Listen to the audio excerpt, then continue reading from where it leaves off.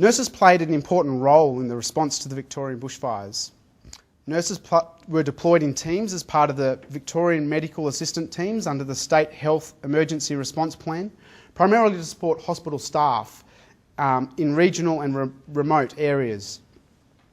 Additionally, nurses were deployed in the pre-hospital environment as volunteers with St John Ambulance Australia.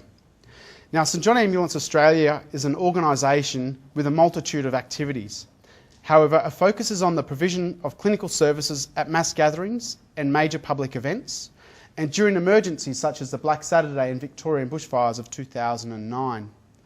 St John is a volunteer-based organisation that consists of laypersons with first aid and advanced first aid skills. They have advanced skills, knowledge and experience within these environments. At major public events and emergencies, these laypersons are supported by an additional clinical tier. This additional clinical tier are healthcare professionals, and by number, primarily nurses. So during the response to the Black Saturday and Victorian bushfires, 55 nurses volunteered with St John Ambulance Australia, contributing to over 1,500 combined hours. Nurses undertook roles across 3 distinct domains: a clinical, command or auxiliary functions. Clinical relates to clinical care and clinical support. Command relates to the liaison with external organisations, logistics and commanding clinicians, whilst auxiliary roles relate to activities such as administration. Most nurses undertook multiple roles, with about 70% undertaking a clinical role and about 50% undertaking an administrative role. And of those that undertook a clinical role, they performed these activities in a variety of settings, cared for a diversity of populations, and worked with various healthcare professionals.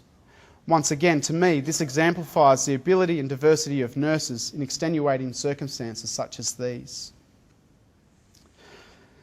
Now, for preparedness. For me, the term preparedness relates to a nurse's ability to perform at an adequate level within a given environment. I believe it is built from various elements such as previous experience, attitude, education, knowledge and skills. However, little is known about the preparedness of nurses who have assisted in a health response to disasters. So I want to focus now on the factor of educational preparedness of nurses who respond to disasters.